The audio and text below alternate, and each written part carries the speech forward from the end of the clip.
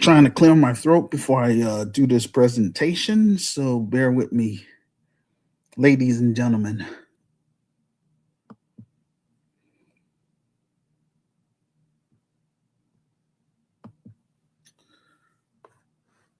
Hello, family. Welcome to Help Stop the Genocide in American Ghettos podcast. I'm your host, Emmanuel Barbie. Before we get into today's episode, if you are new to this podcast or if you haven't subscribed to our YouTube channel as of yet, please do that now. And also be sure to tap the notification bell for alerts when we upload a new video. Please let us know in the comment section below this audio podcast where you're listening to us from. Also, let us know what's happening in your country, in your state, and or in your city. And make arrangements with me so that you can get on this platform and discuss it in real time with us.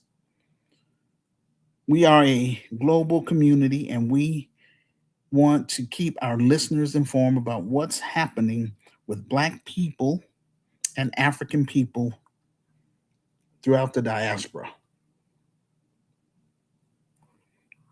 I would like for us to grow this platform to 500,000 strong, and also for us to get our film project fully funded and made so that way we can use the proceeds from the film to purchase property in Chicago, Illinois, within the low income Black community and become an economic base within the low income Black community.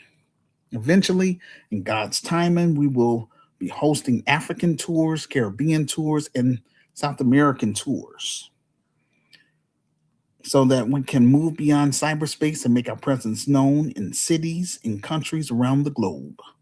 On this platform, we share news and social commentary on a variety of topics ranging from politics to social justice issues. I provide thought provoking views and details. I provide receipts that support my statements. I notice some of the biggest YouTubers use some of my talking points. I mean, it is what it is.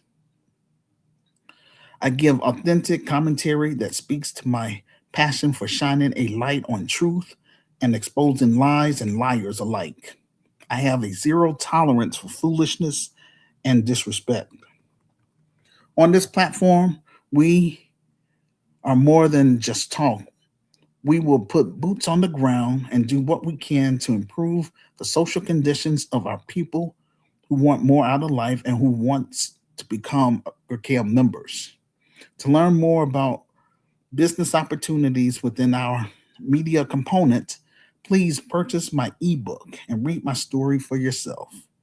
If you agree with my vision and plan to help improve Black America, specifically Black Chicago, then you will automatically become a GRCAM member. I'm looking forward to connecting with many of you. And again, I thank those of you who have supported this important piece of work we're trying to do. I'm not here for entertainment. I'm here to recruit brave and smart Black people and African people to help me build and run the best Black Christian business within the United States of America, with the help of GRCAM members, of course. And that is GRCAL Chicago, which is the Grassroots Community Activist Institute of Chicago. Disclaimer. Um, This content is for educational and informational purposes only. It is based on public available reports and verified media sources. We fully comply with YouTube's community guidelines. We do not promote violence, hate, or misinformation in any form. This podcast is available in two forms, audio and also as a written text, in order for us to reach our audience where they're at. So in other words, we have I would say um, where I show my receipts, or I call it show and prove, That's basically my sources. So I have articles, I have different videos. So for those that don't like to read, no problem. They could just watch the videos. It is what it is. For those that like to read, then read not only look at the videos, but also read the articles. Okay? That's all I'm saying. Um so that's what we do over here. I would like to encourage my listeners to subscribe to my Medium transcript. There you can find all of my presentations. I provide my Medium transcript in the comment section below this audio podcast. Also, I share my platform. I'm not just on here just trying to sell a book. You know what I'm saying? That's not what I'm about. Again, I want to be friendly. I want to encourage people to, support me.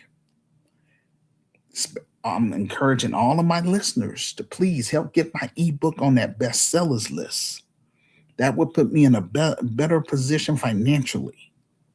So that way I can hire Black people, African people, and others. That's all I'm trying to do. If you're a Black artist or African artist, such as an author, comedian, poet, musician, or entrepreneur, then make arrangements with me to come on this platform so that way you can promote your books, your business, your music, your jokes. And if you have a small ministry, then you're more than welcome to share a 30-minute sermon with my listeners from the global community. After the show, I offer incentives to my guest speakers by teaching them how to create their own podcast, YouTube channel, and get it monetized, as well as assist them with creating a free Wix website. Now, I am available Monday, June 22nd through Thursday, June 25th, Sunday, June 28th, Monday, June 29th, and the time from 2 p.m. to 9 p.m. American Central Time.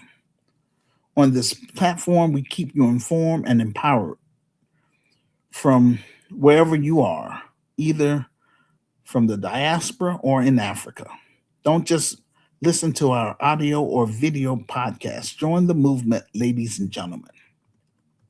And again, I want to do more than just news and social commentary, but again, this is where I'm at. So I want to be able to do the best, podcast that I can.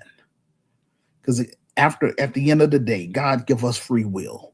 If it was up to me, all of my listeners worldwide would get behind um, my ebook to help get it on that bestsellers list, to help speed up the process. You know what I'm saying?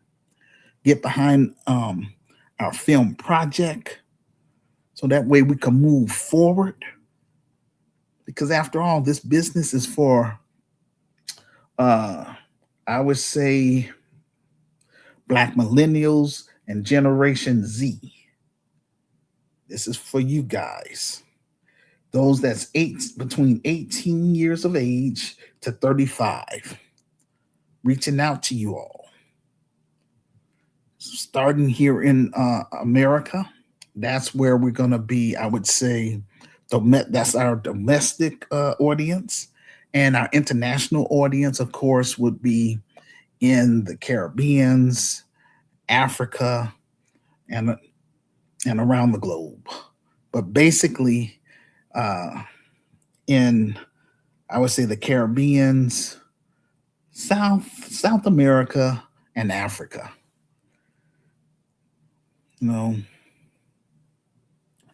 So so at this point, I'm unable to hire anyone right now because I'm not making much money from my book sales. And again, items on my virtual store, is low. So I can't do much, you know. Like I say, I wish that if it was up to me, everybody would be on board. But a lot of people on here are just full of games, you know. It's unfortunate. I'm authentic right here on my end. I created this platform in order to broadcast my vision and plan across the United States of America to recruit brave and smart, like minded Black Americans beyond Chicago who embrace the term DAS FM, which is what I am, and that is descendants of American slaves slash freedmen. Also, I want to recruit brave and smart, like minded African immigrants within the United States of America from 10 African nations: South Africa, Kenya, Ethiopia, Tanzania, Uganda, Angola, Liberia, Ivory Coast, Ghana, and Nigeria. I encourage both groups to please read my story. My ebook is $9.99. You can download it to your smartphone. You know what I'm saying? I encourage all of my listeners to read my story for yourselves. Now, if you are in my African group on Facebook called Rakai of Africa, I'm mindful that you all are living from hand to mouth, you know, a majority of Africans. So don't worry about buying the book. What I need for you to do is, leave comments in the comment section uh, on my YouTube page.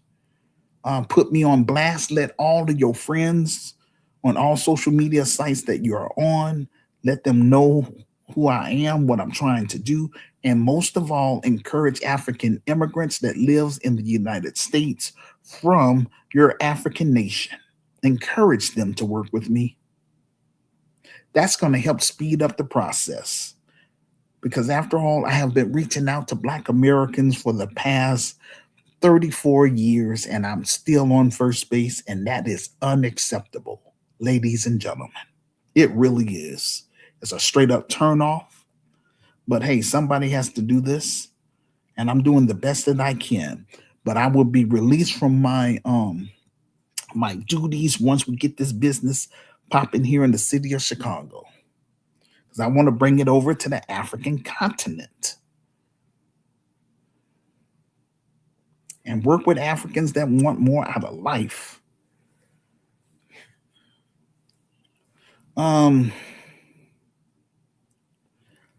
And so I want my advisory board or resource team to have an associate's degree or above.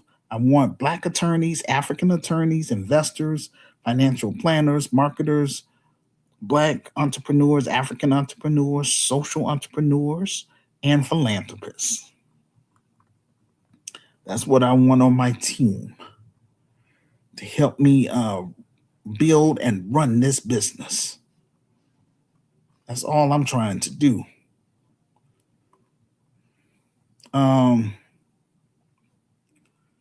So, Global African Family, if you're serious about me bringing my Christian business to the continent, then, like I say, please help me get my ebook on that bestsellers list.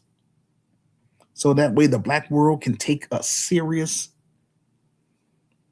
Because it doesn't matter how bad I want to get this Christian business up and running.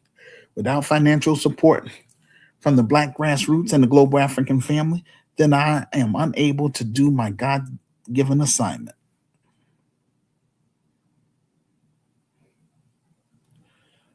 So, and before I cut and run to Africa, we're going to get it popping here in America first for credibility.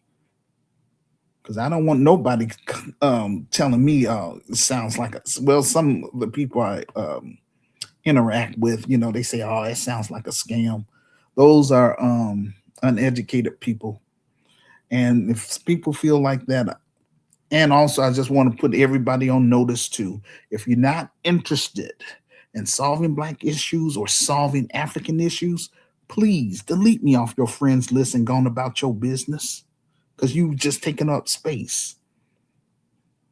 And that's real.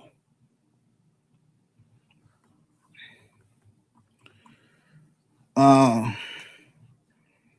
Yeah, so I want people to read my story. Selling a book is not no scam. That's uneducated people talk. But those are the main ones that's going to want to utilize our programs and services. But my business, because of the way Black Chicagoans have been acting funny style with me for the past 34 years, I'm still standing on business. You know what I'm saying? I'm trying to do the best that I can to get this thing popping. Because this is bigger than myself. Our children, um, it, life is going to get worse for them here in America. And that's how come I bring up, what current issues that's going on and trying to, you know, educate my listeners. And once I finish with this presentation, I'm going to drop the link. So if you want to speak with me directly or just leave messages in the comment section, you can do that. That's fine.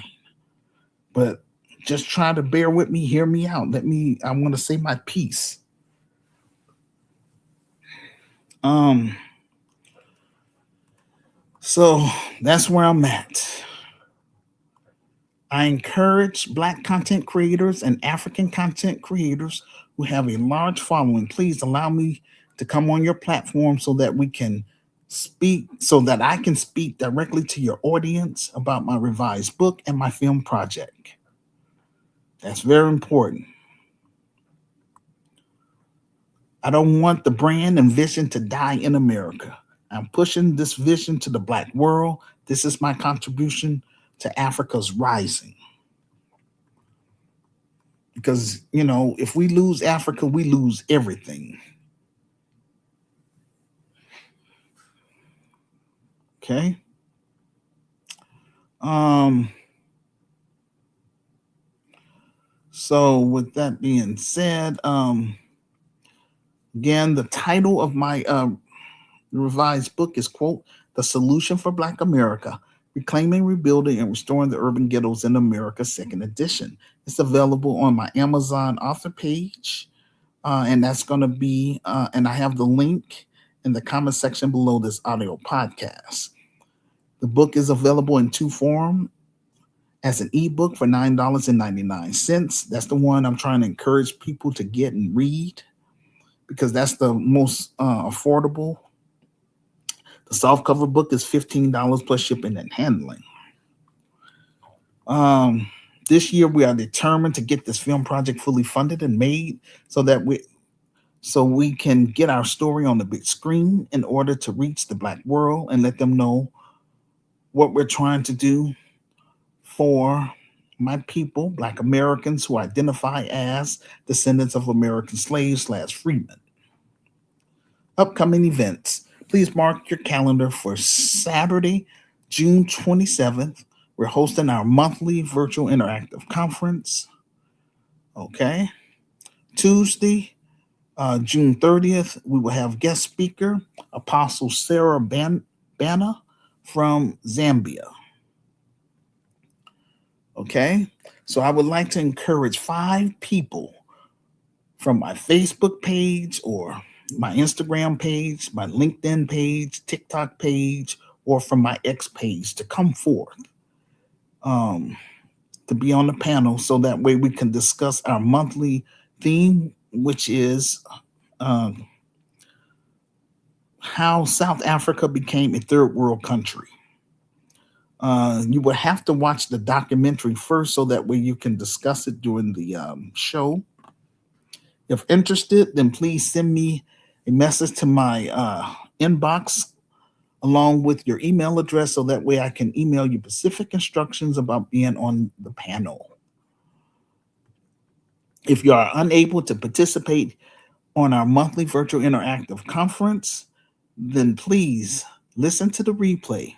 Leave a public comment about the topic in the comment section below the audio podcast. Most of all, share this audio podcast with your friends on all social media sites you are on. This will help get the ball rolling. If you want to be on the panel but do not know how to use StreamYard or Zoom, then just make arrangements with me and I would teach you how to use both of them. All right. Um, After the panel discussed the topic, then we will drop the StreamYard link in the chat room for Q&A. Theme, like I say, that would be uh, how South Africa became a third world country. That's the theme. Where YouTube Live when Saturday, June 27th. So please mark your calendar for that, ladies and gentlemen. So it's going to be this coming Saturday. Time 2 p.m. American Central Time, 3 p.m. Canadian Time, 8 p.m. West African Time, 9 p.m. South African Time, 10 p.m. East African Time, and 8 p.m. UK Time. Title of this presentation: Here's Black America's Wake Up Call. You better get on code if you want to survive in America. I ran across a lot of TikTok videos this past week about Black Americans being accused of being anti-Asian, all because Black Americans are calling for a nationwide boycott of Asian businesses within the Black community, ranging from Asian restaurants, Asian beauty supply stores, and Asian nail salons. This is an example of gaslighting. This boycott is bigger than Rick Chow. This should have happened years ago. We as Black people need to permanent transfer of wealth from the hands, from the, I would say, from Asian hands to our hands. So, in layman terms, bring back all those Black dollars back to the Black community. We can't talk about delineation if we're not financially delineating. I ran across a TikTok video entitled, quote, "Are you boycotting the Asian community?" Unquote. So I ran across a lot of different videos, and so I'm not going to go through all of them. I'm going to mention a few of them I'm going to share with you all. But I recommend that you, like I say, follow me on my Medium transcript. That's the best thing you can do.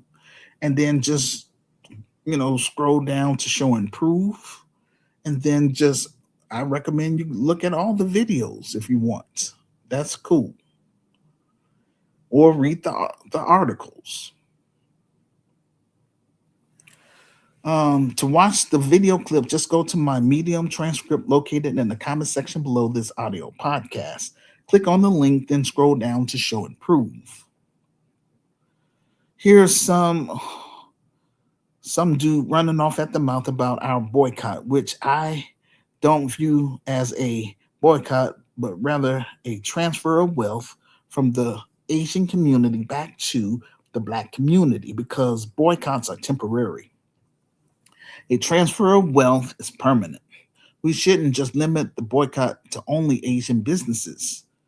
We should also look at, those Arab businesses, East Indian businesses, and the Latino businesses as well, because they all treat Black people funny style in their stores. I have a global platform, a microphone, and a responsibility to Black people and African people. I do not agree with y'all calling their restaurants, placing orders, and not picking up,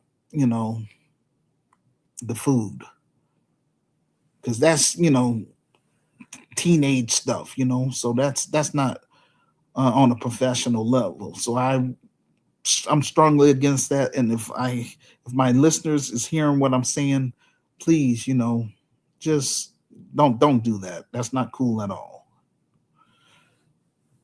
And I don't agree with that, because that, to me, that's childish.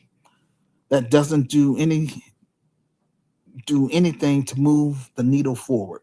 The grassroots community activist movement is trying to get Black people to put the Black dollar back into the black community where it belongs. We must tell these other groups to stay out of our business. The original Asian man who started this challenge did not understand the history of Black Americans. Descendants of American slaves slash freedmen made laws change on the books under Jim Crow called the Montgomery bus boycott during the civil rights era. He thought that he could jump on camera and talk to us any kind of way. We as Black people have allowed this arrogance from other groups, regardless how they treat us. We kept spending our money with them. Yet they don't patronize our businesses. We still have some Black people who are not participating in the boycott and that should be expected. We have to separate ourselves from these off-code Negroes, con artists, the Black Boule, degenerates, Democrat shields, hardened criminals, pedophiles, and urban terrorists, because they mean our racial group no good. We need to call them out and make them feel uncomfortable about what they're doing. We don't want to follow, if they don't want to follow the community, no problem. We have to excommunicate with people like them. We have to understand the majority of our people have become Americanized and have developed a narcissist attitude. Many have taken on the colonizers' ways. Our ancestors are turning over in their graves now because we are moving backwards instead of advancing forward. For example, home ownership for Black Americans has remained the same since 1960. Also, for 34 years, I have been reaching out to Black Chicagoans online and in real life, and yet I'm still on first base. And again, that's unacceptable Black America. It really is. It's a straight up turnoff. And again, if it was up to me, everybody that's listening to this audio podcast would be on board. But again, God give us free will. I wish the Lord would bless me with more people like Sister Renee. But hey, it is what it is. But like I say, this is what I want to be remembered for. And I want to make sure none of my members have to endure this type of foolishness. You got good ideas and stuff, but if we're not being patronized, my God, I mean, what turns me off the most is the dope man has more support from the Black community than me. That's what's the biggest turnoff. But hey, I mean, this is what, my assignment. I didn't ask for it. I even wrote that in the book. But I'm just doing the best that I can. And I'm grateful that God blessed me with this platform. And I want to use it for good. Yes, we over here we stand against white supremacy, but we also stand against urban terrorism too. Because that urban terrorist is killing more of our children than the white man. I'm just saying, it is what it is.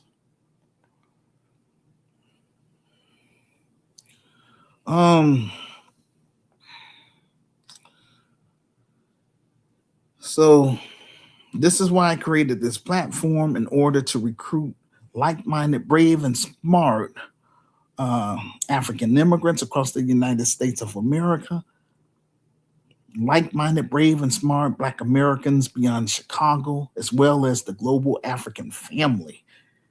Help me speed up this process by helping me getting that ebook on that bestsellers list. Then I will be in a better position financially to hire people. I can't do jack right now. Not a doggone thing, because I'm not making money from the book right now.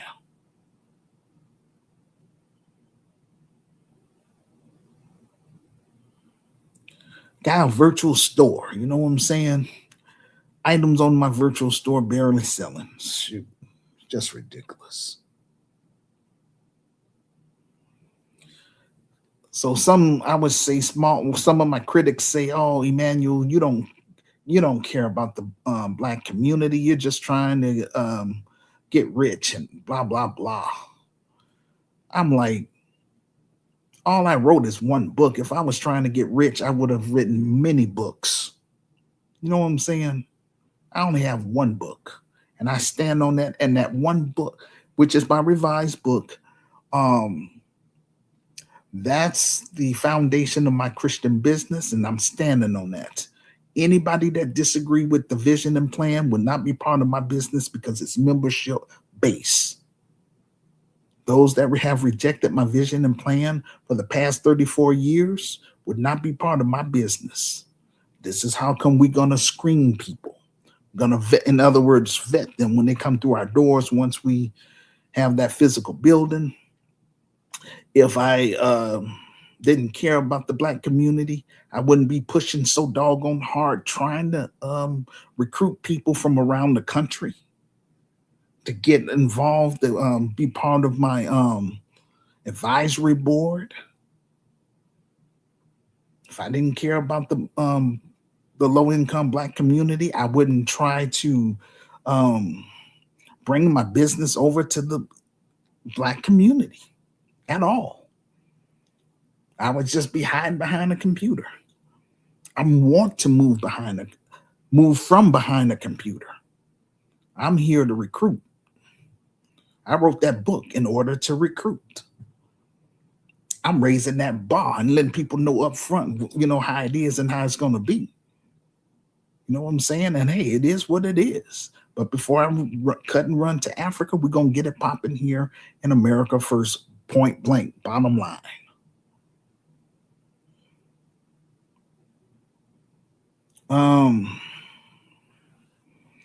And it's not easy because, that slave mentality is, but that's what we want to fight against. That's what my business is about. But that's what we're up against. And again, I don't want to come to Africa empty-handed. I want to bring economic tangibles in the form of job creation for GCAM members and their immediate family members. That's all I'm trying to do. Because this is going to be membership based, working with those that want more out of life. That's all. And separating ourselves from these off-code Negroes, and there is consequences in my business. If I catch any con artists, there will be consequences. Read my story so you'll see. I talk about that in detail. In each African nation that we visit, we will set up local chapters. Descendants of American slaves / freemen who are CAM members we will bring our talents and skills in order to help improve the African economy in exchange for dual citizenship and land. That's what I'm on. So that my people don't have to sit up here and be marching and protesting and begging descendants of slave owners for freedom, justice, and equality. That would not happen under white supremacy. We're trying to get the hell away from these racist people. That's what we're trying to do over here. But we have to get the business up and running first, so we can be in a better position. Well, I can be in a better position financially to hire, qualified black middle class professionals that's going to help me run this business and make sure it's going to be effective and successful for years to come. And so we can pass down the business to the next GCAM generation, GCAM members. That's all. I want to say this. For me, as for me and my house, I'm reclaiming my ancestral homeland, which is Africa. But like I say, I want to make sure that we have a successful Christian business here in America first. so that way I can sustain myself when I'm in Africa. You know what I'm saying? That's what this is all about, ladies and gentlemen.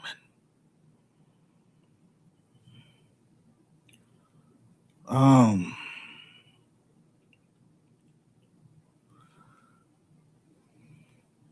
I'm gonna hold off coming to South Africa at this point in time until they resolve their issues. It's horrible. Also, I want to encourage African migrants who still remain in South Africa to please get out of there. I don't want to see you or your family members being harmed or unalive. I just don't. Um, if I do come to Africa now, the next place I'm looking at would be Kenya. We're going to start it over in East Africa and then gradually, um, make our way over to West Africa. I want to get our foot on the ground over there first when I do come. So, Kenyans, if y'all serious, please read my story first. The ebook. Put me on blast. Let everybody know and encourage Kenyans that's here in the United States of America. Encourage, I would say, African immigrants from Kenya to work with me and work with me by encourage them to read my story. And if they agree with my vision and plan for them to get on board with our film project and all that good stuff. So that way that can help speed up the process. That's all. Going back to the topic, the Asian community has never came in mass to support Black businesses. So they are anti-Black then. So if you're equating not spending money with someone, that's considered racism. The majority of these other groups don't like Black people as a collective. Cus- if you run your customer base off, you're going to lose business. Most brick and mortar business aren't backed by major corporations. They pay rent on a monthly basis, make payroll, and buy supplies. The goal of the white supremacist financial elites is to keep us impoverished and have us mass incarcerated in those high crime, impoverished neighborhoods. That's how come I'm trying to bring the business there, ladies and gentlemen.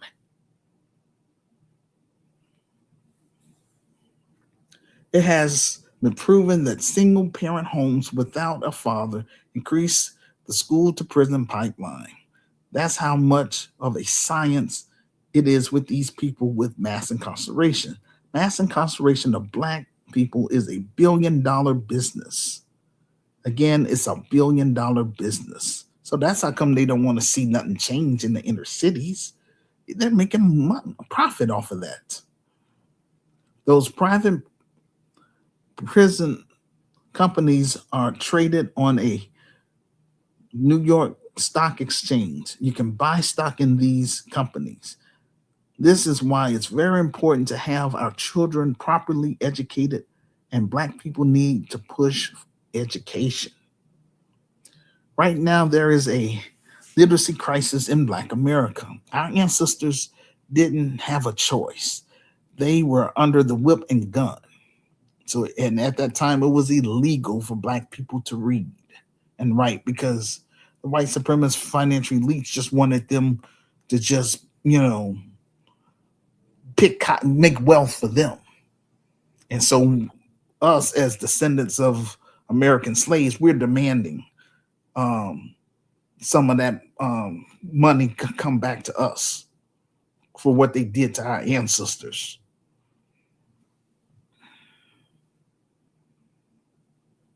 When I was a teenager, Hooked on Phonics was, that was a big deal.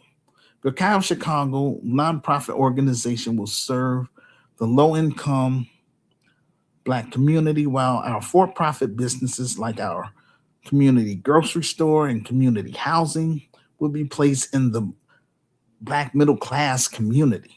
Because, if we're going into business, I want to make sure we're going to make money and going to make a profit. And so that's how come I have to do it that way. Like I say, I can't do everything. Uh, that's why I want to have my advisory board intact. So that way we can do multiple things at one time. I don't have to be just stuck on one, like I say, it's been 34 years. And yeah, I am getting burned out. Hey, I did the best I could, you know. And again, that's why I'm reaching out to African immigrants, the global African family. But I'm letting them know we're going to still get it popping here in America first for credibility. That's all.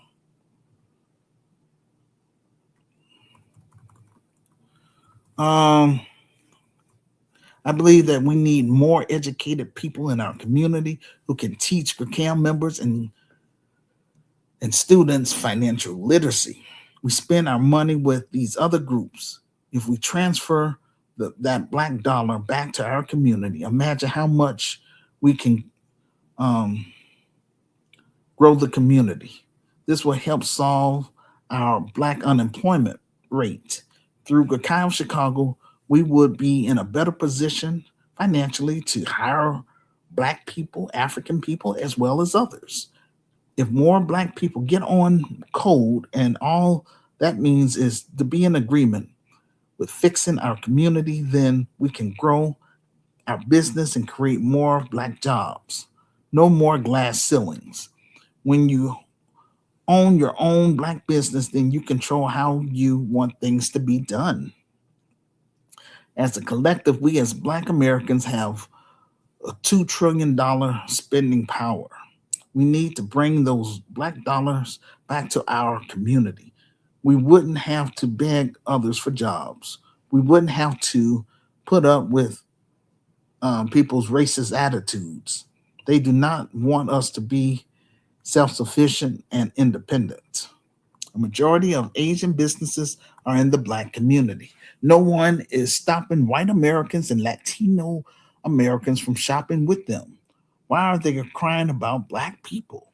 The white supremacist financial elite uses Asians as a weapon against black Americans. White America has not come out to support the Asian community in mass.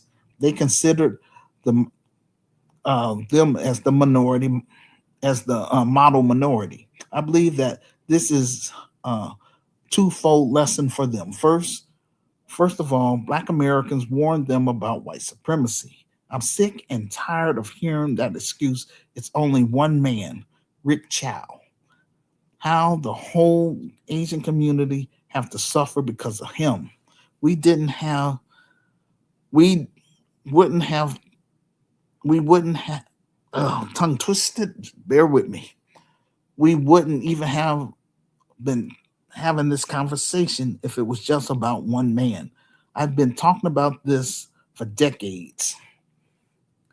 Going back to 1991, Latasha Harlins, and now Cyrus Belton.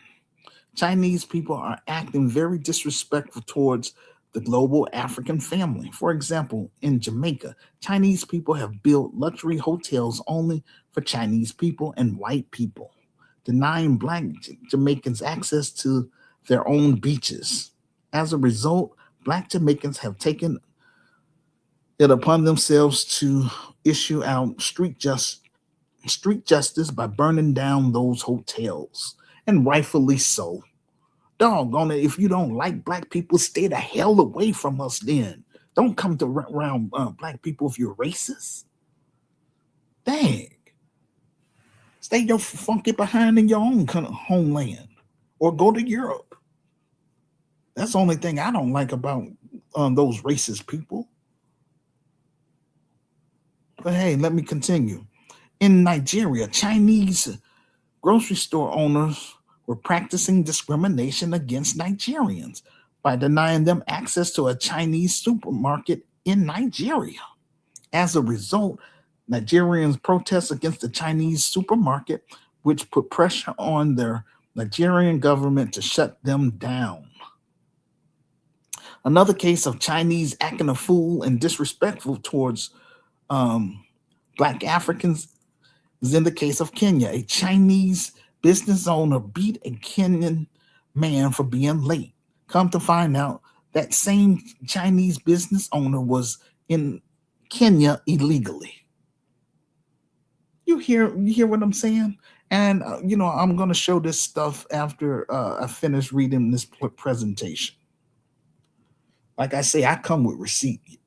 But bottom line, ladies and gentlemen, work with me. Help me get this book on that bestsellers list. Get behind this film project. Help me raise that $250,000 so that way we can make a quality Black empowerment film.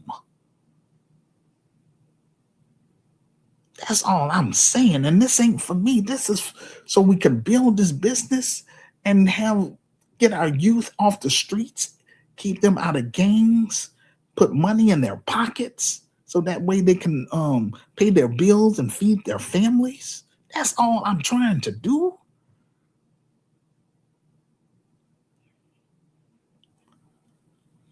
In contrast, oh,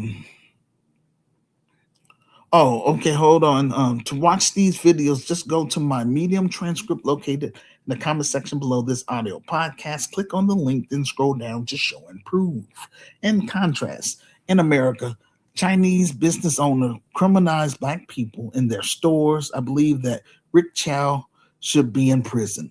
What we do with our money is our business. A blackout is the most peaceful thing that we can do. Nobody goes to jail. Nobody lose their life. Nobody gets shot with rubber bullets. Economic boycott is the best thing we can do in order to get that transfer of wealth back to the Black community.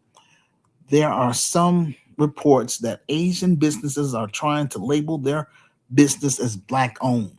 So do the research, ladies and gentlemen, because we're in the information age. Some of them are even hiring Black people to promote their business to Black people. You're going to have to do your own research and be diligent. The main situation is with Rick Chow and the rest of them. Productive Black people, and I want to make sure I give you all the attention that you need. I came across another TikTok video entitled, quote, "Why boycotting Asian stores is wrong and won't work, and Asians are really upset with us." To watch the video clips, just go to my Medium transcript located in the comments section below this audio podcast. Click on the link, then scroll down to show and prove. The George Floyd protests stirred up an uprising. Nobody is doing an uprising against Asian businesses. Black Americans are filming empty Asian businesses. White businesses where white businesses were the reason we created boycotts. And again, that was under Jim Crow during the Montgomery bus boycott. That's what made us, or my ancestors, start marching. That actually kicked off part of this civil rights movement, that and the death of Emmett Till, which sparked the civil rights movement. White America doesn't set up all their business in Black neighborhoods except major corporations like Walmart. There's not a bunch of white people making food in our neighborhood. There's not a bunch of white people with beauty supply stores in our neighborhoods. You're not taking personal responsibility as a collective. White America is not coming to save you, and that's why you're upset. The Asian community messed up with Black Americans due to you siding with Edward Bloom. Asians and Latinos assisted him in getting rid of affirmative action in higher education. Asian community helped him, and now your enrollment has dropped. If Asian business owners would act like the white business owners, it wouldn't be a blackout. Asian community, this is your opportunity to patronize your own Asian businesses. You have millions of Asian people in America who can support Asian owned businesses. Leave black people alone. We done with you. You want to act a doggone fool? I mean, man, we don't want to lose our kids. The kids come in there and you following them around and then chasing them out the store and shooting them in the back. And you think somebody want to do business with your ass? Such a turn off. But uh, let me just continue. If Asians don't want to consume the food in their own restaurants, then why do they want us to consume it? My question to the Asian community: why won't Asian people support their own business in their time of need? Stop asking black people to come back. It's a done deal. You guys blew it. All you all okay, you all had a chance to do business with us, but you practice anti-black racism, and so this is your this is the result of your collective action from the black world and black America. I've watched videos of Asian people saying they they have black fatigue. The best way to get rid of black fatigue is to stop doing business with black people. Again, leave us alone and support your own people. So it seems to me that even the white American won't support them, and even Asian Americans won't support their own businesses. Asian people rank number one on household income over white people. They got the money. Our medium income is gone, is has been going to their community. The reason why they are the reason why we are at the bottom is not because of white supremacy, but because of our bad spending habits. We pen we spend our black dollars with all these other groups. If we just keep our money within our community, we will surpass these other groups. Being at the bottom is our fault. White supremacy, white supremacy is not making black people go to Asian restaurants, Asian nail shops, or to their beauty supply stores. White supremacy is not stopping black Americans from purchasing my ebook, buying items from my virtual store, or donating to our film project. That's a personal choice, ladies and gentlemen. That's Willie Lynch in real time. As a result, we as black people remain at the bottom. We as a collective have to take personal responsibility for why we are at the bottom. Racist policy has something to do with it, but it's not the whole story. I warned Black America for 3 decades about fighting against this slave mentality called Willie Lynch. Otherwise, this will be our downfall in America. Black Chicagoans didn't listen. Now we are in the era of consequences, and our children will end up paying the price. I talked about illegal immigration in my revised book, and how their people are going to fight for Latinos to become legal citizens. They are not coming over here to ally with us.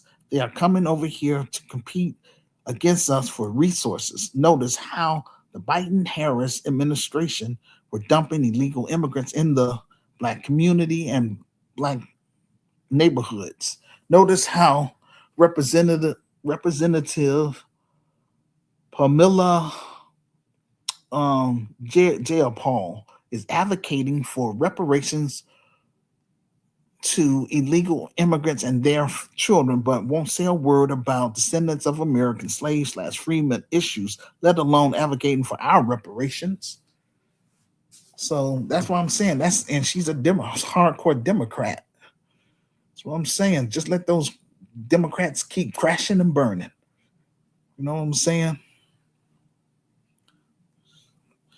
This should be a wake up call to all Black Americans.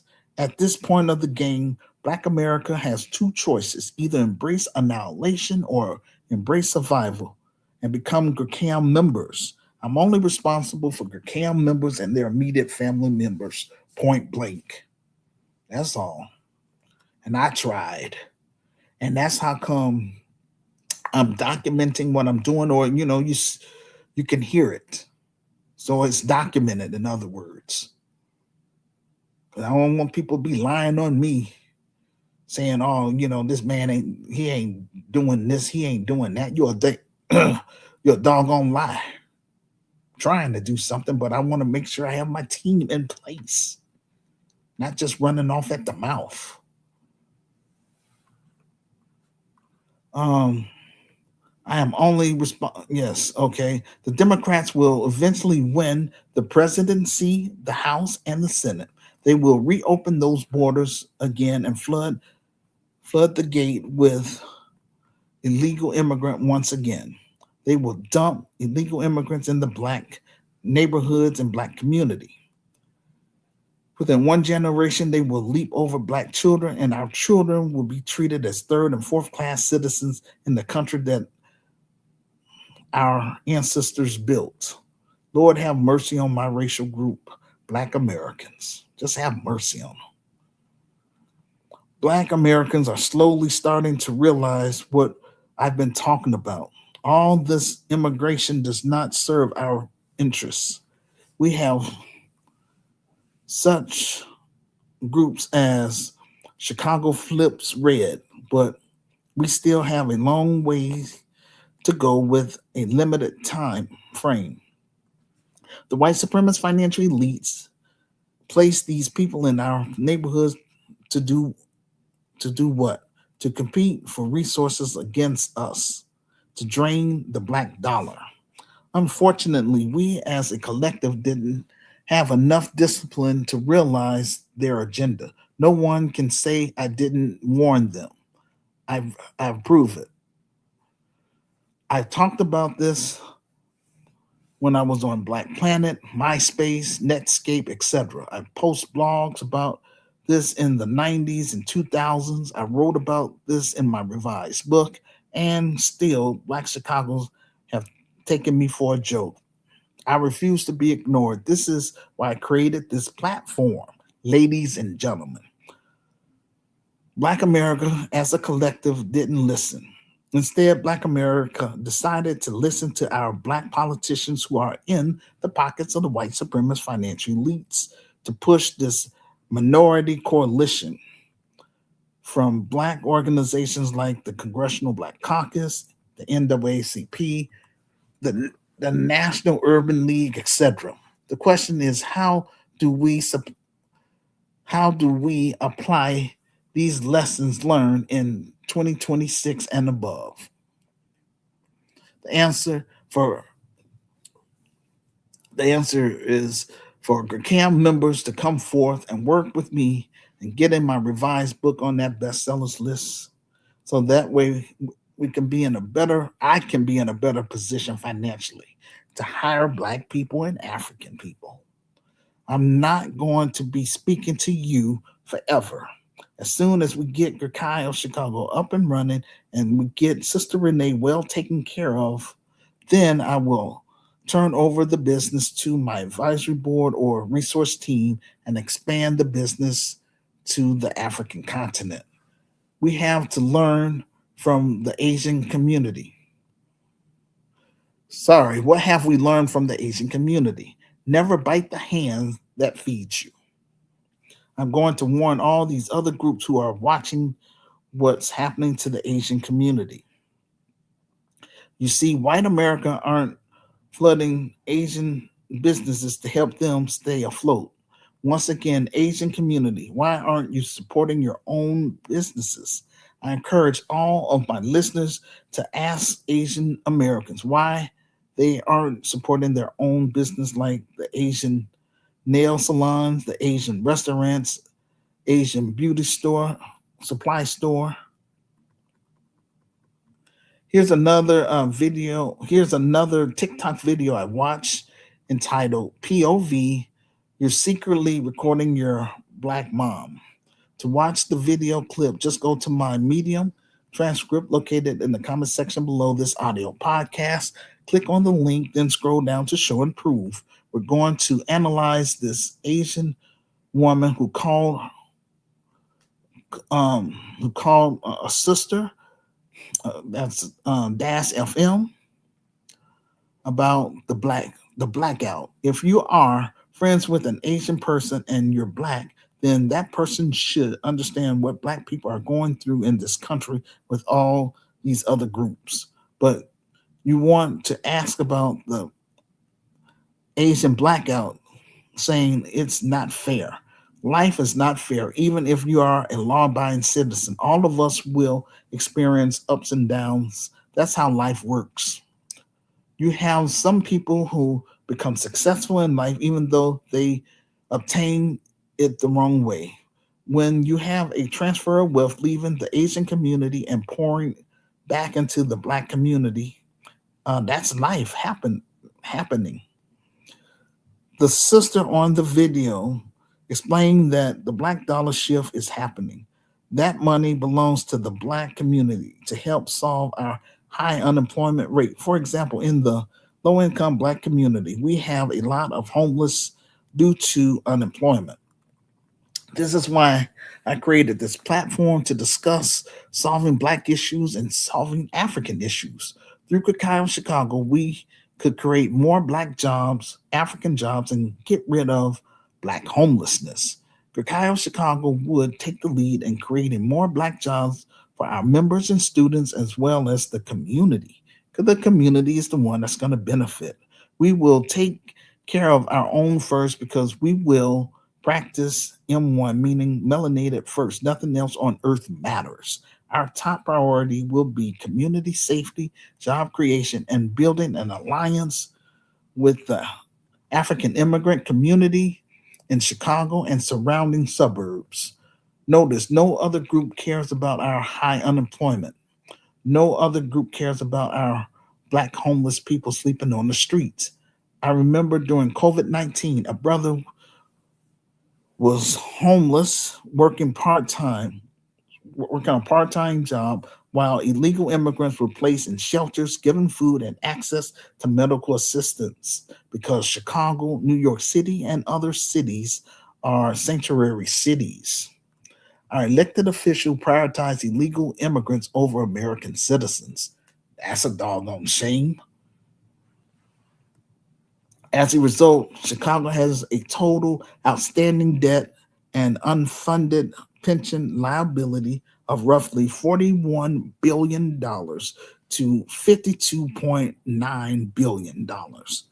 Taxpayer burden of over 40,000 for every single Chicago resident. This is the type of things we have to endure as Black Americans. The only way we as a collective have done anything successful in this country is when we did it on our own. For example, we built Black Wall Street, Rosewood, and many other towns throughout the country during Jim Crow. But we have always been targeted by the white supremacist financial elites. They created the laws to sabotage what we got going on. For example, they use eminent domain, urban gentrification, and outright domestic terrorism. If you study Black American history, look at what we achieved when we were separated from them during Jim Crow. We have to transfer our wealth back to the Black community because no other community will look out for us. We have been giving away our wealth to these other groups, but look at our low income Black community. This is why I'm trying to get my advisory board or resource team in place so that we can move on multiple fronts. All those decades, Black Americans were shopping with the Asian community. What has the Asian community contribute back to the Black community? The Asian community have the nerve to be offended that we want to support our own Black businesses. How crazy is that? When the sister asked her, have she ever been to a Black restaurant? The Asian woman said, I don't know. That's the issue. The sister said that we don't owe y'all our money. And that point has to be reiterated. When y'all come across these videos, tell them in the comment section we don't owe them anything. Ask white Americans, East Indians, and Latinos to support your businesses. Ask why aren't Asian people supporting Asian owned businesses? When ICE raids were going down, Latinos were asking, where are Black people? Why aren't you protesting? Illegal immigration is not our interest. Um, Whether it's our money or putting our foot to the pavement in front of law enforcement, they want us to take all that abuse. Listen, other groups, those days of you leeching off Black America is done. You're not going to suck the life and the blood out of us anymore. And you're losing your minds. You want to fight ICE? Well, go right ahead. My advice to the Asian community, start looking for a new customer base and leave us alone.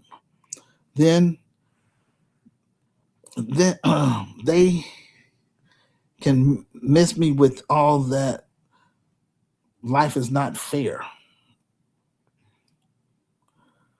You have to make the best out of it.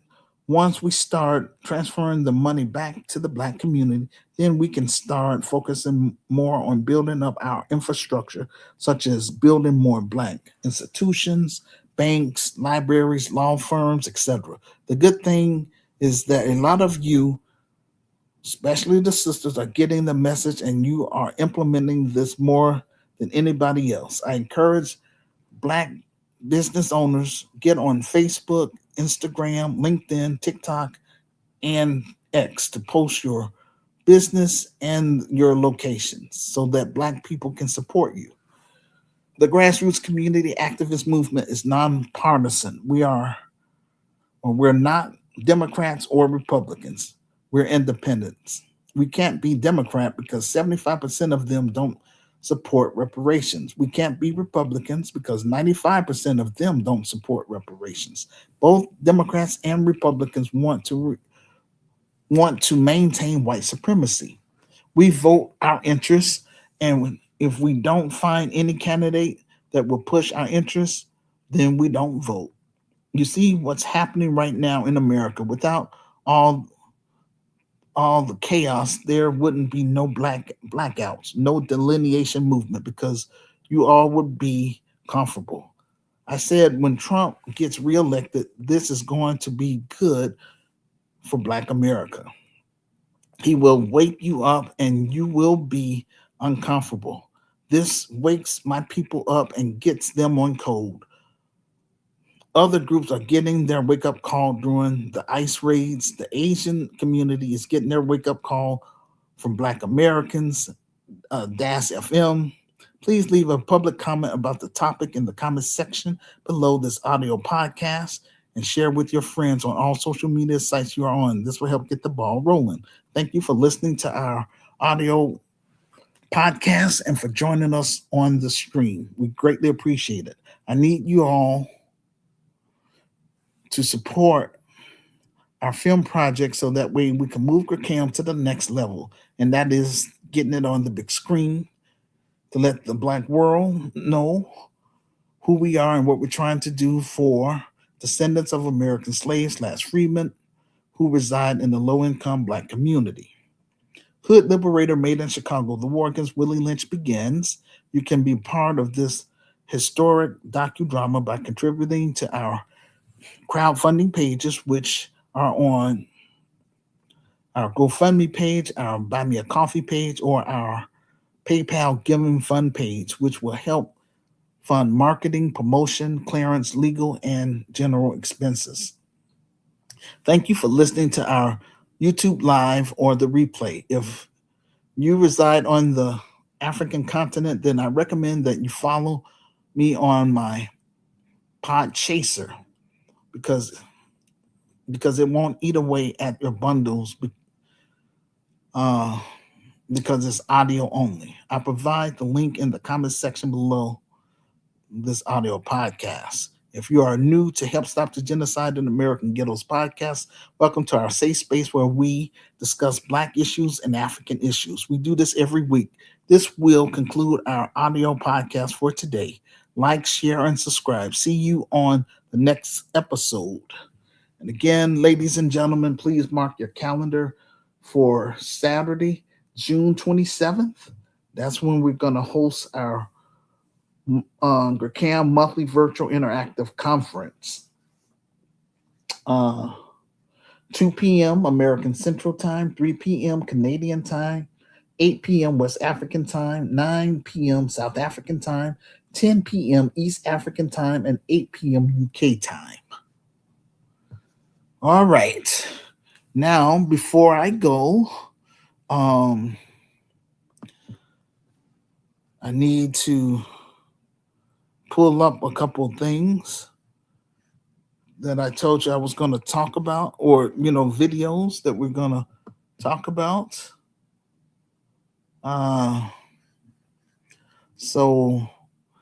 And I'm going to post the link in the chat room or in the comment section. And so all you have to do is, leave a message and I'll read it out. And, if you want to come on here and get on video, that's fine with me as well. But here it is. I'm posting it. There it is right there in the chat room, ladies and gentlemen. So you can leave, like I say, you can either leave a question to ask me, or you can come on here and we can talk it out. You click on that link. It's up to you.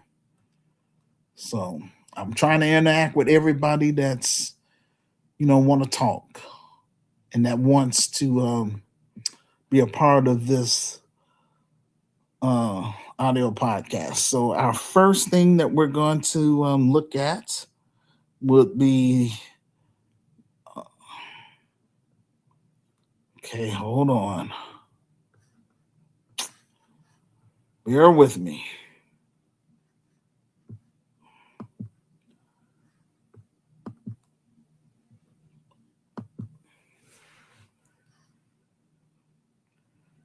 Okay, let's see.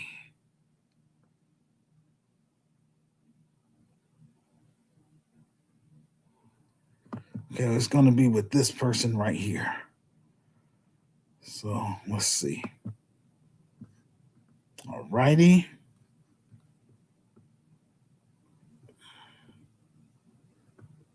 At the fact that Black Americans are threatening to boycott Asian businesses, then I have seen Asian Americans speaking out against the murder of Cyrus Carmick Belton, a child who was murdered at the hands of an Asian man.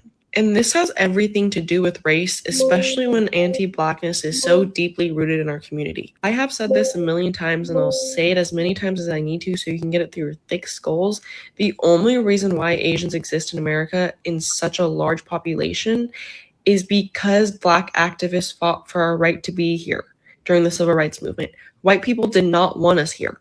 It's not enough for Asian people to just be not racist. You have to be anti-racist, and you have to be speaking out against these injustices, or else they'll continue to happen. We absolutely owe the Black community solidarity, and the sooner that we realize that we're not much different from each other is the sooner that real change starts to happen. I have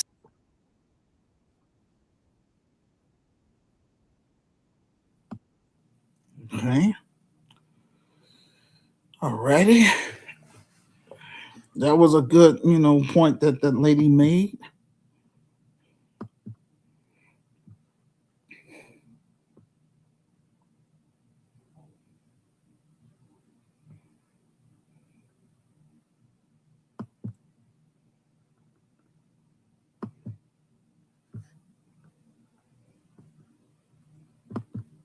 Asian friend called me and she said, "Are you guys really boycotting Asian businesses?" And I knew that was going to happen. I knew it was coming. And I said, "Well, honestly, it's really not a boycott. It's a black dollar shift." And she said, "What? What do you mean? What is that?" I said, "We're going to shift them in another direction towards black businesses. It's not about hurting Asians. When you think about it, we should have been supporting each other." One other thing that she said it's not really fair though. Like, why are y'all making the Asian businesses suffer? And I said, but do we owe y'all our money? Do we owe y'all our dollars? Why can't we spend our money where we want to spend it? And if we choose to support black businesses, why are you offended? Then this was what really got me. I said, "Have you ever been in a black business? Have you ever been to a black restaurant?" She actually said, "I don't know. I don't know. Maybe." I said, "Well, see, that's the issue. Because I don't have to say, oh, I don't know, maybe." I've been in Chinese restaurants, many, and I've been in many nail shops. I've been in many beauty supply stores. I have. I said, "So how y'all mad that we are taking our dollars and supporting us? Y'all support y'all. You tell me yourself that y'all have Korean grocery stores and so forth. Y'all support y'all. Well, don't be mad that we want to support us. There's no love lost. We still cool. We still tight." But I knew one of my Asian friends were going to call me and ask me about this.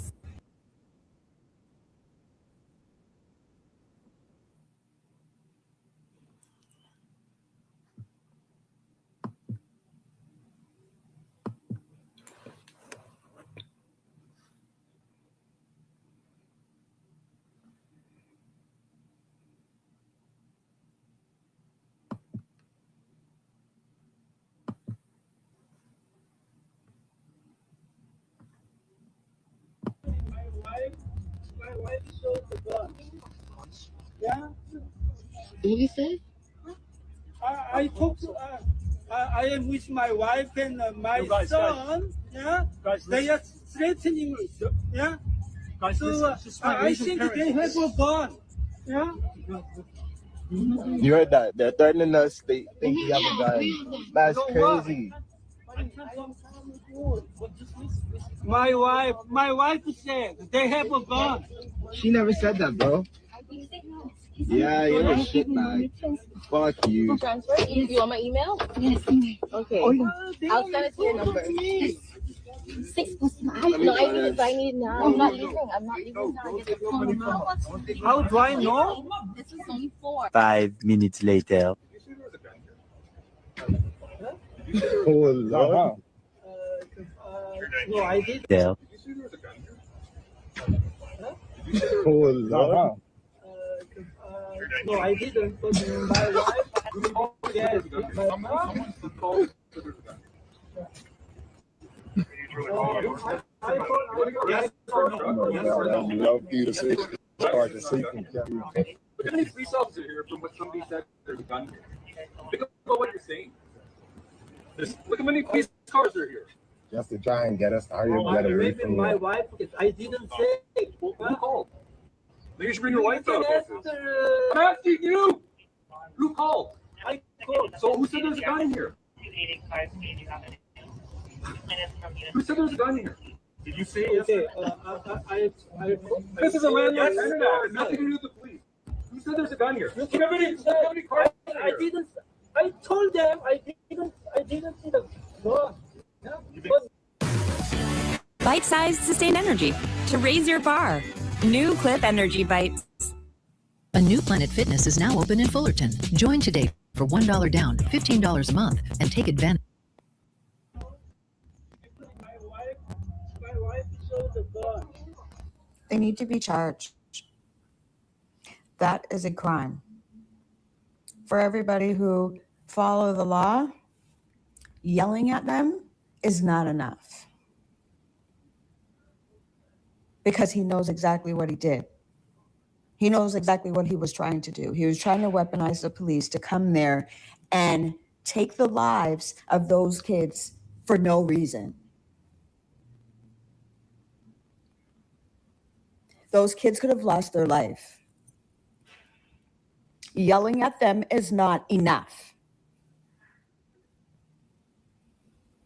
Yeah, cool, the police came there and they acted appropriately and within reason, right? But what about the ones that don't?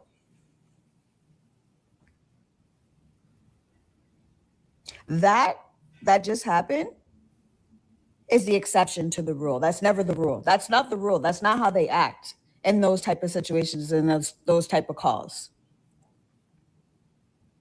Those kids were lucky. They got lucky. They need to be fucking charged. They need to be convicted because it's clearly on tape, and they need to serve jail time for that. They are playing with people's lives. I agree. And yes, it's that serious. It's that serious. I agree, sister. People who look like me have buried their children for dumb shit like that.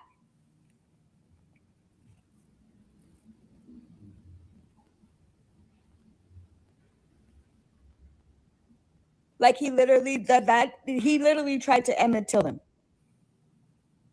That's what we're gonna call it. Lies that take people's lives. You should go to jail. Nothing less than that. Nothing less than that.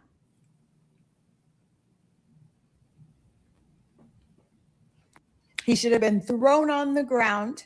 The same force that they were coming with for the person with the weapon should have been given to him.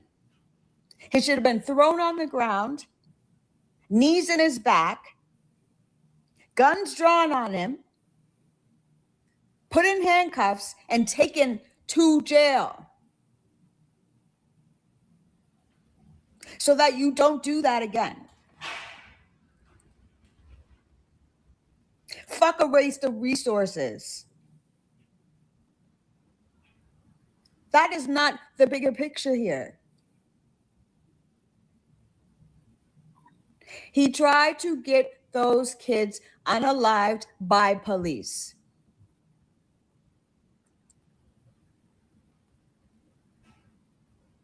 Or at least beat up, at least rough hand. Like, are you guys kidding me right now? Are you kidding me right now? You're yelling at him like that's your child? Follow the law. Why is he not in handcuffs?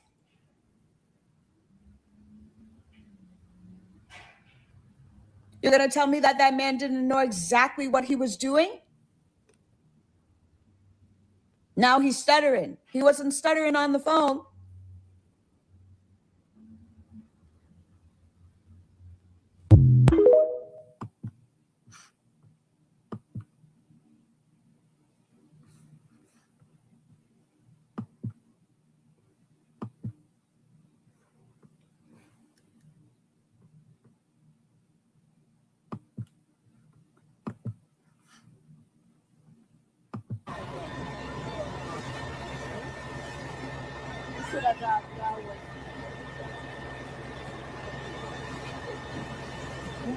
Chinese hotel burnt down, set ablaze by Jamaicans after denying access to the beach that was reserved for Chinese and white Jamaicans, or white people and Chinese people.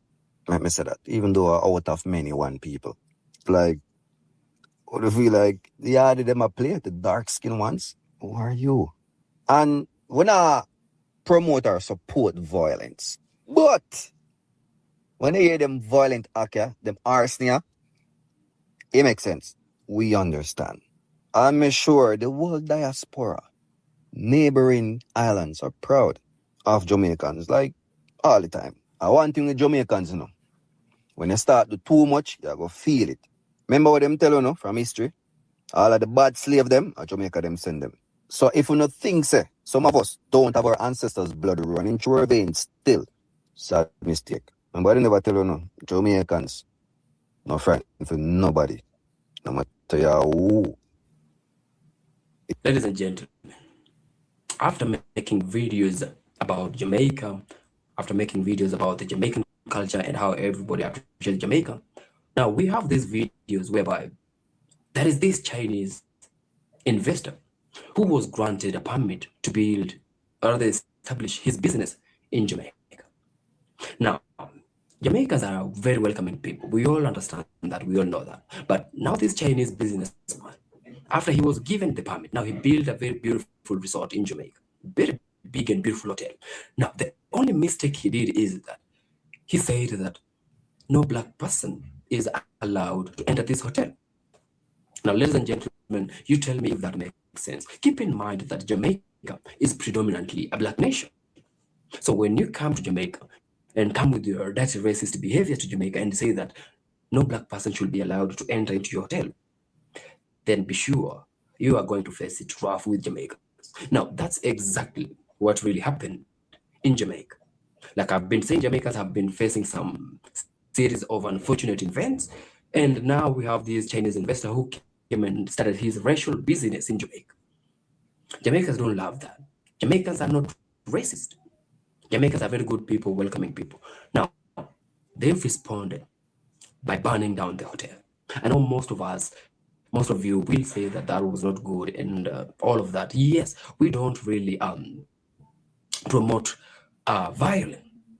But when you, as a foreigner, you bring your dirty behaviors to this foreign land, foreign country, whereby people really promote peace, love, and unity. And when you read the Jamaican motto, it says that out of many, one people. Like we are one. Whenever you step to Jamaica, they take you as one of them. So when you come and start your racial behaviors in Jamaica, then you need to be guaranteed that you're going to face it rough with them. Beautiful people, wonderful people. I want you to watch this video of how it went down in Jamaica, and then I'll be back with a few discussions. But remember, if you're coming across my channel for the first time, don't forget to like, subscribe, and also comment. Most importantly, guys, give this video a thumbs up. Smash that subscribe button. We've came from afar. I mean, just recently started my channel. So without wasting your time, let's dive into this video, and then I'll be back with a few discussions. There is strife and problems in Jamaica as a alleged Chinese hotel that was blocking local people's access to the beach has now been set ablaze. We don't know the full stories as to how and what has gone on behind it, but it is alleged that a Chinese hotel is torched by Jamaican nationals after being denied access to the local beach and resort reserved only for white Jamaicans and Chinese citizens inside Jamaica. Now, having seen what's gone on inside South Africa and how they are pushing out about migrants in the country, Jamaica has been very chilled about the removal of access to its own beaches, which is constitutionally, I believe, in Jamaica, something that should be protected.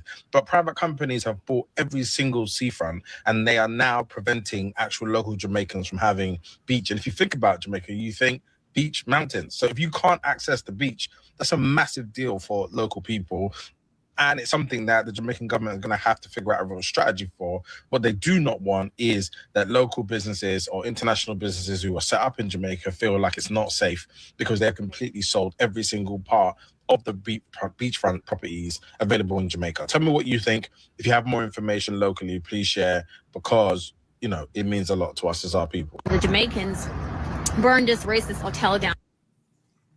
Hey, me just have a question. Now watch me here. Me cut off my locks and me try and navigate through this short here thing. How Chinese man go come to Jamaica and build hotel and say black people can't come there? That's why them burn it down. Me no can do violence, but Jamaicans, anytime them come to Jamaica with this foolishness, we need to burn down everything. Because they want to turn Jamaica in our new America, in our new UK, in our new China, in our new Western world, where white man and Chinese man and everybody except melanated people are run shit. anytime they come to Jamaica with this bullshit, we need to stand firm. Don't sit down and take it, Jamaicans. You hear me? Don't sit down and take it, because if we allow them to do this, first they must start with the hotels, and then they must start with the big industrial sectors, and then they must start talk about say we can't go there, and we can't. You can't tell we what we do in every country. Jamaica, we born and go. You're a visitor. You hear that? You're a visitor. And no matter how the politician them hyping up and telling us you can't do this and you can't do that, guess what? We have something called community justice. And if on the peace we have enough, we are gonna react. We're not like, sorry, me not bash Americans or whatever, but we're not like Americans where we are gonna just complain. We with Black Road, we bun tire, and we cause problem. Here? Don't come to Jamaica, can't tell me about black people can use free God-given rights in a free country. Can't use hotel, can't use beach, can't use what next? Can't use hospital. You have a special hospital just for black people now. Come on, man. So I see a video circulating that they burn a hotel in Jamaica to the ground because it only gives white and Chinese people access to the hotel. And a lot of Jamaicans are coming out and they're rejoicing about it. But my question to you is, why is it that Jamaicans are allowing this to happen in the first place? If this quote-unquote hotel was burnt to the ground because it not access uno to no own stuff what uno have because of the banning of the country, why is it that this is happening? You understand me? Sometimes we as the poorer class are to be blamed, because if we were standing up and uniting another country and not people from other country, and me see some things about how come all of these people from all over the world are come take over Jamaican, and the poorer class people, the people that should have access to everything in Jamaica, just sit back and we wait until things get bad, till we have to burn and we have to demonstrate. It shouldn't be this way in the first place. Who is to be blamed? Because even if we say, all right, the Prime Minister, but how we are voting in? We are the one voting them in. Who are we voting in? Why are we voting in him? And why are we keeping them in? You understand me? So we not touch and burn hotel. We don't say nothing yet. If we don't start, stand up for the right, do the right thing, and do access other people from other country for coming out country and do whatever, however they want to do it. I don't understand on the Jamaican. So we as Jamaicans, we can't wait for the government for the things for we or for fight for we. We can't wait for them. That's why we have to take things in our own hands. Them say we can't use the beach if you're not Chinese or if you're not white Jamaican. And what kind of thing like? In our own island, we can't use the beach. So guess what we're going? We're going to burn that down. Yeah, man. Right down to the ground. Don't play with Jamaicans and Jamaicans. I think we are joking. Jamaican Ladies and gentlemen, boys and girls from University of North Church Chapel Style. Today I want to talk about an excited video, but still it's heartbroken because we couldn't believe that the country would allow certain things to happen. I talk about Jamaica and the hotel will get burned down where the Chinese man them build, and I said them only want Chinese people to come at the hotel. They don't want Jamaican and the black people to come there. Only Chinese and Caucasian people. What the audacity people? We don't see them take with a clown, we don't see them a style, we don't see them take with like say we have some little mongrel dog. And them a pit bull and Doberman and German Shepherd. And what them take with her. But look what them choose to build it to. Them choose to build it in the bad slave them place, in the maroon them place. You don't know, so one of the bad maroon them, they go forward out of the hill and forward down there and burn down that. People, me know so when me talk my words, them not go in vain, because me say action. You just see when me tell you about the wharf where them build down there, and them get away with it. See? So now them are going to build Chinese school, we don't know who can go. Chinese hospital, we don't know who can go. Chinese road, who can drive pad. It's going to be everything segregated for Chinese, then they must start teach them Mandarin or whatever language them speak.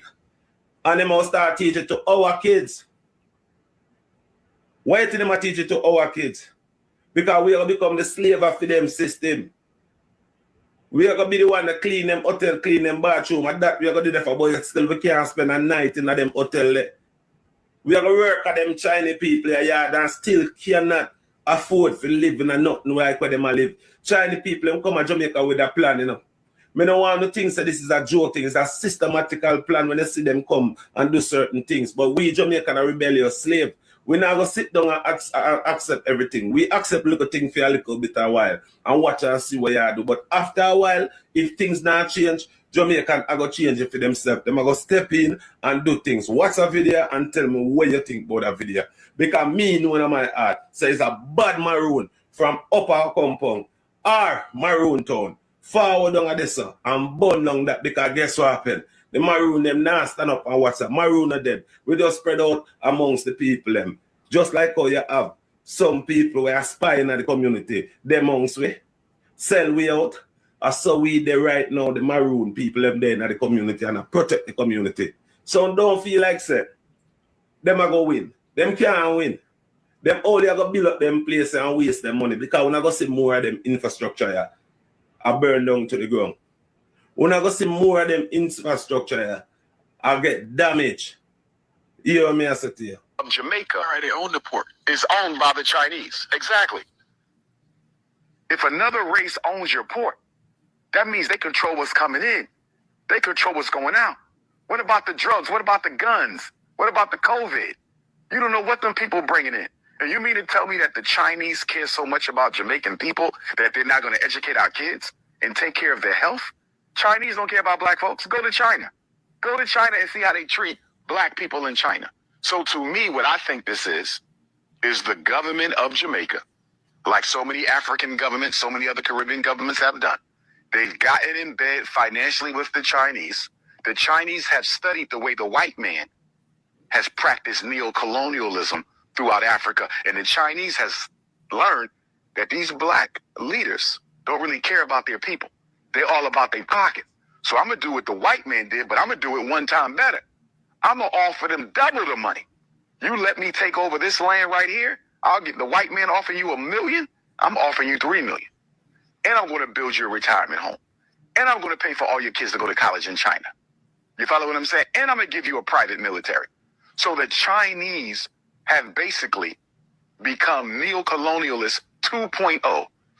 They're outdoing the Europeans. You follow me? And they're giving Caribbean and African leaders offers that they can't refuse. And guess what? When you abdicate on that loan that they give you, because all this is loans. These are not handouts. It's all loans. When you abdicate on the loan in that contract, you have to give them large concessions of land and large concessions of your economy. There's an African country right now. Is it Uganda? There is an African country who defaulted on their loan to the Chinese, and they now own their national airport.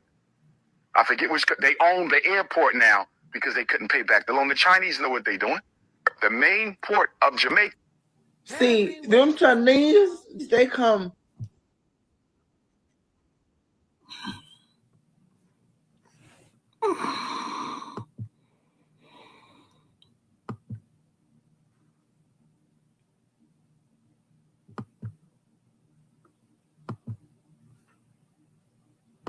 And finally, in Africa, a Chinese supermarket has been accused of racism against locals in Nigeria's capital, Abuja. Nigerians were outraged after they were denied entry inside the store for not being of Chinese descent. The West African nation's consumer watchdog has now shut down the Chinese market and summoned its owner. Our next report goes into detail. Not a day goes by when China and its behavior don't make the news. This time, Chinese actions have sparked outrage almost 10,000 kilometers away. Residents in Nigeria's capital, Abuja, are enraged with the way they've been treated. A Chinese supermarket in Nigeria is at the center of controversy. The shop is located in a building run by the Chinese Chamber of Commerce in the Nigerian capital. The Chinese supermarket has been accused of racism by denying entry to African shoppers. After videos of the supermarket's blatant racism against local Nigerians went viral, the West African nation's consumer protection watchdog closed down the Chinese store. Officials of Nigeria's Federal Competition and Consumer Protection Commission locked down the Chinese supermarket until further notice. They also summoned the store's owner for investigation. So how did this instance of Chinese racism against Nigerians in their own country surface? It all started earlier this week. A group of Nigerians went to the Chinese Chamber of Commerce to shop from its supermarket. They were all stopped at the entrance by guards who said that people of only, and then the outcry began. Nigerian authorities have refused to reopen the Chinese supermarket. However, the racist attitude by Chinese towards Nigerians and Africans is nothing new. Reports highlight that Chinese social media is full of anti-African content. And despite calls for controlling racism on Chinese social media, Beijing has done almost nothing about it. Chinese racism came into spotlight even before the COVID-19 pandemic. Africans who were living in China became victims of Chinese racism repeatedly. Over the years, reports of Africans being treated unfairly by the Chinese have become far too frequent. It reached a point where governments had to intervene to douse the flames. And instead of facing the crisis, Beijing called the racism incidents a way to create animosity between China and Africa. I want to say that if there are people who want to seize on an incident to exaggerate matters and sow discord in China's relations with African countries, that this is a doomed, futile effort. China and Africa have weathered many storms, and the cooperation has been successful and win-win. How relations are between China and Africa, and whether or not cooperation is good, African countries and the people of Africa know in their hearts exactly how things stand. China's presence in Africa, particularly in Nigeria, remains massive. There are at least 10,000 Chinese living in Nigeria. And Beijing is credited for opening major ports and infrastructure projects in Abuja. However, China has openly engaged in arm twisting and discrimination against locals. And the most recent example is of the Chinese supermarket. As calls for boycott grow in Nigeria, it looks like Chinese racism has become a setback for Beijing's relations with Africa. From impeachment.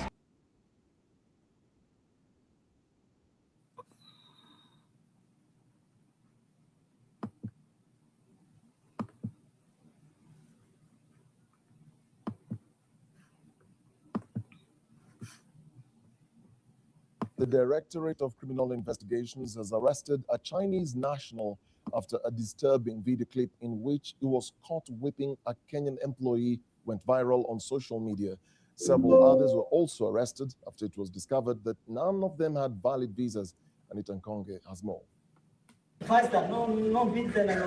In a disturbing video that went viral, Deng Han is seen here whipping a Kenyan national for allegedly reporting late to work. Deng, who is a chef at Shewu restaurant in Kileleshwa, is seen asking the employee where he would prefer to be hit and then proceeds to whip him twice. In a raid carried out earlier today, DCI detectives from Kilimani arrested Deng for working at the hotel without a work permit. Two other chefs, Chang Ying and Wu Yang, were arrested for holding expired visas. Yu Ling, a cashier, was also arrested for holding a visitor's visa but no work permit. According to the DCI, 8 other Kenyans who work at the hotel were escorted to Kilimani police station for further interrogation. The video caused outrage online, with many calling for investigations and stern action to be taken against the perpetrators. In a tweet, the Chinese embassy in Kenya said it fully supported Kenyan police investigating the issue. They said anyone found breaking the law will face consequences. Anita Nkonge.